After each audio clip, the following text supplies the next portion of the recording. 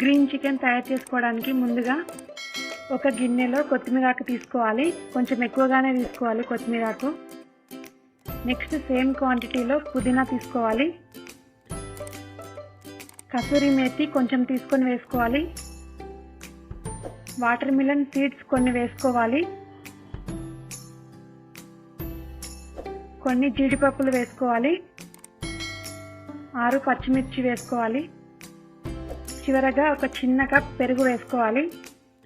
వీటన్నింటినీ మిక్సీలో వేసి మెత్తటి పేస్ట్ లాగా చేసుకోవాలి.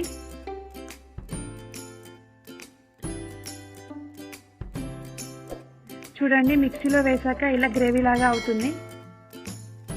నెక్స్ట్ ఒక ప్యాన్లో 2 టేబుల్ స్పూన్ నూనె పోసుకొని అందులో నూనె వేడయ్యాక మసాలాలు వేయాలి.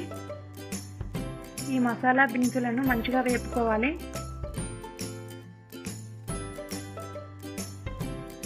ఈ మసాలా దినుసులు మంచిగా వేగిన తర్వాత చిన్నగా కట్ చేసిన ఆనియన్స్ వేసుకొని వేపుకోవాలి. 1 స్పూన్ అల్లం వెల్లుల్లి పేస్ట్ వేసుకోవాలి.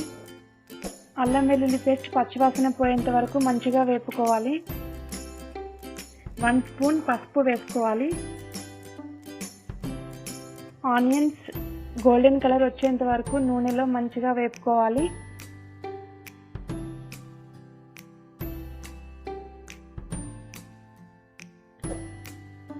నెక్స్ట్ 1/2 కేజీ చికెన్ వేసుకోవాలి. ఇక్కడ నేను బోన్లెస్ చికెన్ తీసుకున్నాను. మీరు ఏ చికెన్ అయినా తీసుకోవచ్చు. మంచిగా కలుపుకొని మూత పెట్టుకోవాలి.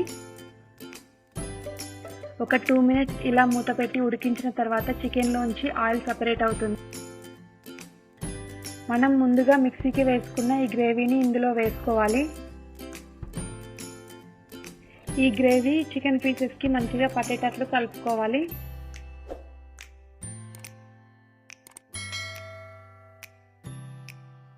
నెక్స్ట్ 1 స్పూన్ సాల్ట్ వేసుకోవాలి.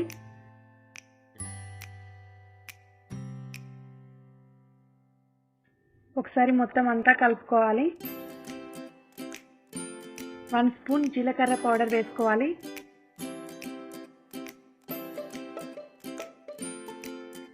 1 స్పూన్ ధనియా పౌడర్ వేసుకోవాలి. అలాగే 1 స్పూన్ గరం మసాలా వేసుకోవాలి.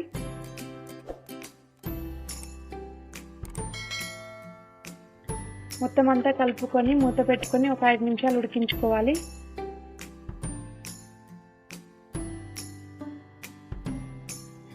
మూత తీసి మధ్య మధ్యలో కలుపుకుంటూ ఉండాలి.